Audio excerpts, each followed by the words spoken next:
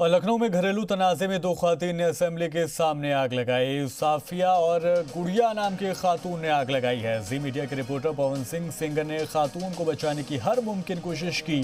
दोनों खातून को सिविल अस्पताल में दाखिल कराया गया है।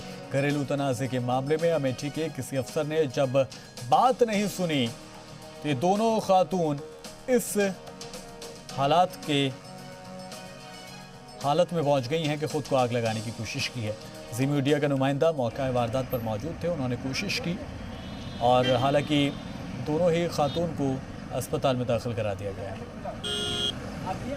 दो महिलाओं ने लोक भवन के सामने आग लगाई। आप उनके साथ थी, क्या कारण था, क्यों आग लगाई है? सर मारपीट हुई थी नाली वाली के बारे में, वहाँ बहुत मारे पीटे तो यहाँ आके फिर नहीं सुनवाई हुई तो जो ना कुल सुने। किससे गुहार लगाया था आप लोगों ने? हमें पता नहीं, हम तो वहाँ रहे नहीं साथ में। अभी इन लोगों के साथ आई थी आप? नहीं, हम यहीं से अभी मिले थे, अभी साथ आए तो फिर यहाँ लगा लिया। ये क्या लगती हैं आप लोग की?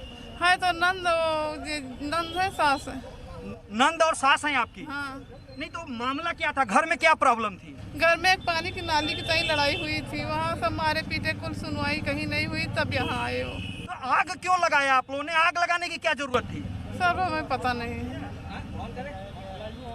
आप लोग यहाँ पे किसी से मिले, किसी अधिकारी से? नहीं, हमें पता नहीं है सर। ठीक है, ये इनकी नंद और सास हैं जिन लोगों ने आग लगाया था लोक भवन पे के सामने। लोक भवन पे हैं हम लोग, हालांकि बहुत बचाने का प्रयास किया गया। काफ़ी मात्रा में जो सास है वो जली हुई हैं। हॉस्पिटल पुलिस के माध्यम से टेम्पू से हॉस्पिटल भिजवाने का काम किया गया है। सिविल हॉस्पिटल लेकर के गए हैं। आप देख सकते हैं ये लोक भवन है।